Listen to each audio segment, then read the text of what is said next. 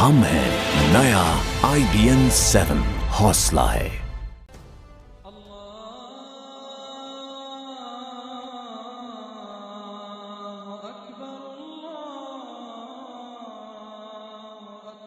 दिल्ली की जामा मस्जिद हमारे मुल्क की सबसे बड़ी मस्जिद।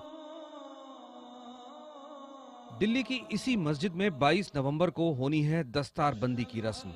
दस्तारबंदी यानी किसी को कोई पद सौंपना। जामा मस्जिद के शाही इमाम अहमद बुखारी अपने बेटे शाबान बुखारी को नायब इमाम बना रहे हैं। दस्तारबंदी की इस रस्म में शामिल होने के लिए दुनिया भर में ये न्योता भेजा जा रहा है, लेकिन मेहमानों की फहरिस्त ने दिल्ली की सियासत को गरमा दिया है। फहरिस्त में पाकिस्तानी प्रधानमंत्री नवाज शरीफ का नाम शामिल है, लेकिन प्रधानमंत्री नरेंद्र मोदी का नाम नदारद है। इसी से शुरू हो गई है गर्मा गर्म बहस और सियासत। साथ ही शुरू हो गया इल्जामात का सिलसिला। इमाम बुखारी उनके लिए नहीं बोल सकते क्योंकि पाकिस्तान से उनका कोई लेना देना नहीं है, और भारत के प्रधानमंत्री को नीचे दिखाकर मुझे लगता है इमाम बुखारी अपने पे बहुत ज्यादा सवाल उठा रहे हैं, और ये गंभीर सवाल है, उन पर सवाल ये उठते हैं। लेकिन जामा मस्जिद के इमाम इसमें कुछ भी गलत नहीं मानते। वजीर आजम की हैसियत से उनकी भी जिम्मेदारी थी कि वो मुसलमानों को अपने करीब लाने की कोशिश करते, अपने अमल से ये दिखाते कि मुसलमान भी इस मुल्क में 2 नंबर का शहरी नहीं है, दूसरे दर्जे का शहरी नहीं है, बल्कि सबको साथ लेते ना। लेकिन मुसलमानों को तो हमेशा उन्होंने दूर रखा। लेकिन जामा मस्जिद के इमाम की इस सोच से बहुत से लोग इत्तेफाक नहीं रखते हैं। उनका कहना है कि शाही इमाम देश की सबसे बड़ी मस्जिद के इमाम हैं, मुसलमानों के प्रतिनिधि नहीं, लिहाजा उनकी सोच देश के मुसलमानों की सोच नहीं है। जामा मस्जिद के मौजूदा इमाम सैयद अहमद बुखारी और विवादों का चोली दामन का साथ रहा है। कभी उन्होंने अमेरिका के 9 सितंबर के हमले को सही ठहराया, तो कभी उसामा बिन लादेन को हीरो बताया, कभी उन्होंने शबाना आजमी को बुरा भला कहा, तो कभी खुद को ISI का एजेंट बताया।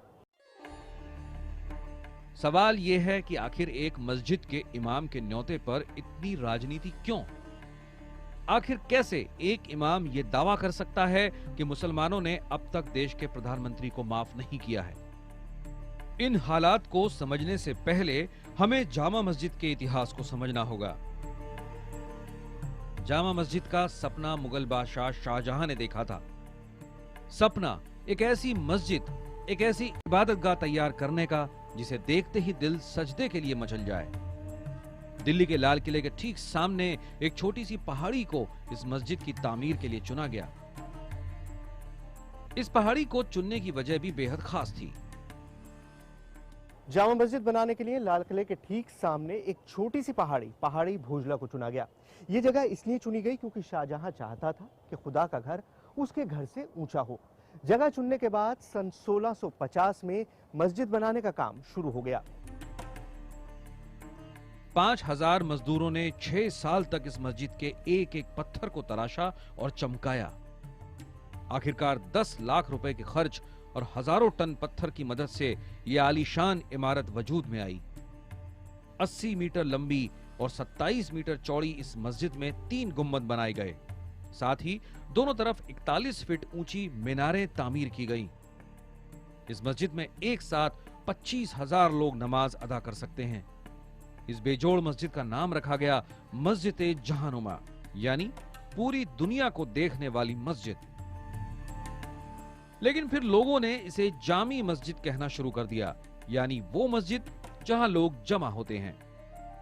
यही नाम आगे चलकर जुमा मस्जिद हो गया, यानी वो मस्जिद जहां जुमे की नमाज होती है। मस्जिद के तैयार होते ही सामने आई एक नई परेशानी। 1656 में जब बनकर तैयार हुई तो बादशाह ने बहुत गौर करने के बाद ये तय किया कि बुखारा, जो उस वक्त उलूम व फ़नून का मरकज़ था, वहाँ के बादशाह को लिखा जाए और वहाँ से यहाँ की इमामत के लिए किसी बुरगज़ीदा शख्सियत को बुलाया जाए। इमाम की तलाश आखिरकार रंग लाई और उज्बेकिस्तान के एक छोटे से शहर बुखारा में सामने आया एक नाम, सैयद अब्दुल गफूर शाह। सैयद अब्दुल गफूर को बड़ी इज्जत के साथ दिल्ली लाया गया और 24 जुलाई 1656 को जामा मस्जिद में पहली बार नमाज अदा की गई। इस नमाज में शाहजहां समेत सभी दरबारियों और दिल्ली की आवाम ने हिस्सा लिया। नमाज के बाद मुगल बादशाह ने इमाम अब्दुल गफूर को इमाम सल्तनत की पदवी दी और ये ऐलान भी किया कि उनका खानदान ही इस मस्जिद की इमामत करेंगे। लेकिन इस बारे में भी लोगों की राय मुख्तलिफ है कि जो पहले जो मतलब इनकी ये नहीं समझिए पुश्तों के जो पहले इमाम आए थे सैयद अब्दुल गफूर साहब, तो उनकी क़िरत बहुत पसंद आई, सब कुछ बहुत पसंद आया, चेहरा मोहरा पसंद आया। तो वो इतने खुश हुए शाहजहां, उन्होंने कहा कि अब तुम्हारी पुश्तें ही, तुम्हारे बच्चे ही तो जो है इसमें नमाज पढ़ाएंगे। देखिए, ना तो ये दिल्ली वालों की किसी रिवायत में मैंने पढ़ा है, ना ये किसी मुगल टेक्स्ट में मैंने पढ़ा है, और ना ही मैंने ये जो बर्नियर के अकाउंट्स हैं उनमें ना तो फारसी में पढ़ा ना उर्दू में पढ़ा। और मैं उस इलाके में पैदा हुआ हूँ, उस इलाके में पला बड़ा हूँ। ये इमाम साहब ने फैला दिया हो तो फैला दिया हो, मैंने कभी नहीं सुना ऐसा कुछ कोई वायदा किसी के साथ। ऐसा वायदा शाहजहां करने वाले कौन है? ये कोई प्राइवेट मंदिर थोड़ी है। उस दिन के बाद से आज तक दिल्ली की जामा मस्जिद में इमामत का सिलसिला बुखारी खानदान के नाम हो गया। सैयद अब्दुल गफूर के बाद सैयद अब्दुल शकूर इमाम बने। इसके बाद सैयद अब्दुल रहीम, सैयद अब्दुल गफूर, सैयद अब्दुल रहमान, सैयद अब्दुल करीम, सैयद मीर जीवान शाह, सैयद मीर अहमद अली, सैयद मोहम्मद शाह, सैयद अहमद बुखारी और सैयद हमीद बुखारी इमाम बने। करीब 400 साल के अपने सफर में जामा मस्जिद ने 1857 में आज़ादी की पहली जंग भी देखी और 1947 का बंटवारा भी। 1857 के बाद एक वक्त ऐसा भी आया जब अंग्रेजों ने यहाँ पर नमाज पढ़ने पर पाबंदी लगा दी। इस मस्जिद में अंग्रेजी फौज के घोड़े बांधे जाने लगे। आखिरकार 1864 में मस्जिद को दोबारा नमाजियों के लिए खोल दिया गया।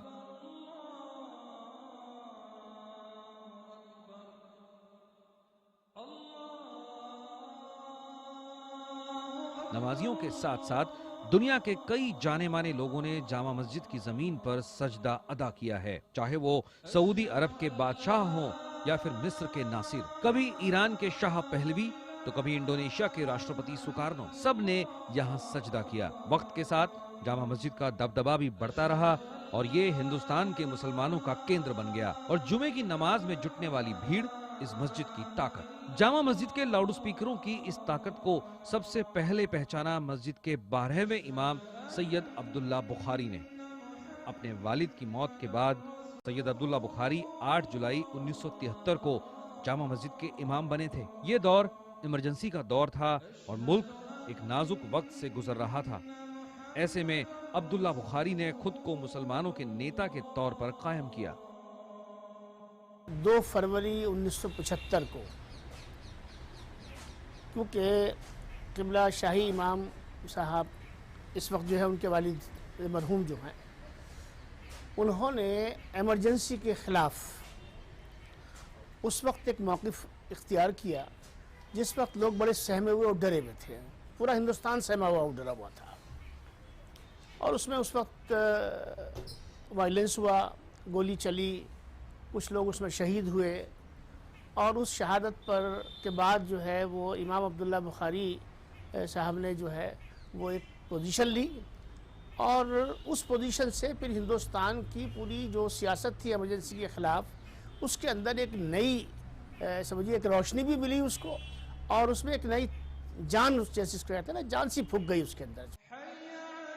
इमरजेंसी के दौरान नसबंदी अभियान और पुरानी दिल्ली में अतिक्रमण हटाने के नाम पर हुई तोड़फोड़ ने मुसलमानों में कांग्रेस के खिलाफ गुस्सा भर दिया। ऐसे मौके पर इमाम बुखारी ने अपना पहला सियासी पासा फेंका।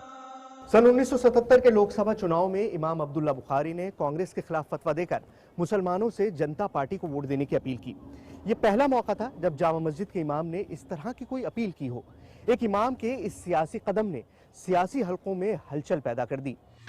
1977 के बाद अगले आम चुनावों में इमाम अब्दुल्ला बुखारी ने जनता पार्टी की बजाय इंदिरा के लिए समर्थन का फतवा जारी किया। खैर, चुनाव हुआ और उसमें इंदिरा गांधी को जीत मिली। इन 2 चुनावों की वजह से इमाम अब्दुल्ला बुखारी की ऐसी छवि बन गई कि वो जिसे चाहे उसे चुनाव जितवा सकते हैं। उसके बाद तो जामा मस्जिद मुसलमान वोट की ख्वाहिश रखने वाले सियासी रहनुमाओं के लिए एक अहम मरकज बन गया। देश के बड़े बड़े नेता इमाम अब्दुल्ला बुखारी के सामने बौने लगने लगे। उसके बाद इमाम बुखारी ने 30 मार्च 1987 को दिल्ली के बोट क्लब में एक बड़ी रैली की। उनका आरोप था कि मुल्क में मुसलमान महफूज नहीं हैं। माना जाता है कि ये देश में मुसलमानों की सबसे बड़ी रैली थी। 1980 में उस वक्त के नायब इमाम और अब्दुल्ला बुखारी के बेटे अहमद बुखारी ने मुसलमानों की हिफाजत के लिए आदम सेना नाम की एक जमात भी बनाई, लेकिन उनकी इस कोशिश को कोई खास समर्थन नहीं मिल पाया। इसके अलावा बाबरी मस्जिद के मसले में भी अब्दुल्ला बुखारी का अहम रोल रहा, लेकिन दूसरे मेंबरान से राय न मिलने के चलते उन्होंने बाबरी एक्शन कमेटी के नाम से एक अलग संस्था बना ली। लोग मानते हैं कि इस दौर में जामा मस्जिद को मुल्क की सियासत में अहम बनाने में सबसे बड़ा हाथ खुद इमाम अब्दुल्ला बुखारी की शख्सियत का था। नंबर एक, वो बहुत करेजियस थे अपने बेनिफिट्स के लिए। वो उनके अंदर एक खास किस्म का करेज था और innovative. He was a very innovative politician. और इनोवेटिव पॉलिटिशियन जो होता है वो इनोवेट करता है। जैसे फॉर एग्जांपल 1987 में उन्होंने जामा मस्जिद बंद कर दी, तो मस्जिद को बंद करना, उनके ड्रेस कोड, मैंने जैसे कहा तहमद और बनियान पहन के पब्लिक में आ जाना, या फिर रोब पहनना, काले रंग का रोब पहनना, ये सब इनोवेटिव पॉलिटिक्स की निशानी होती है। वो इनोवेटिव पॉलिटिक्स जो है वो इंडिविजुअल सेंट्रिक होती है, वो उनके सेंट्रिक थी।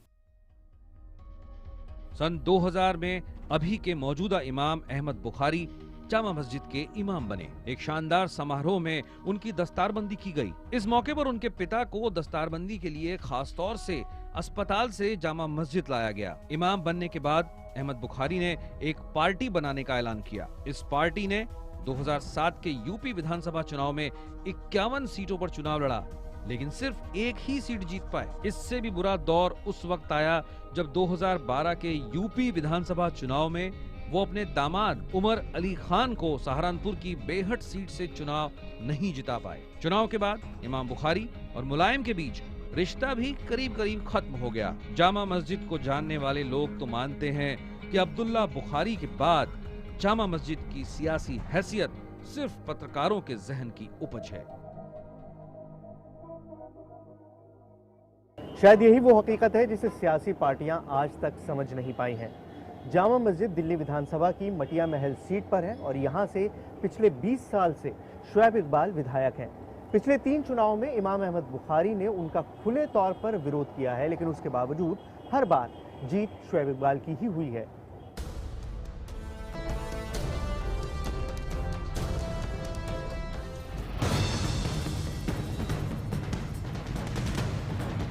दिल्ली की जामा मस्जिद के शाही इमाम अहमद बुखारी अपने बेटे शाबान बुखारी को अपना वारिस बनाने की तैयारी में जुटे हुए हैं।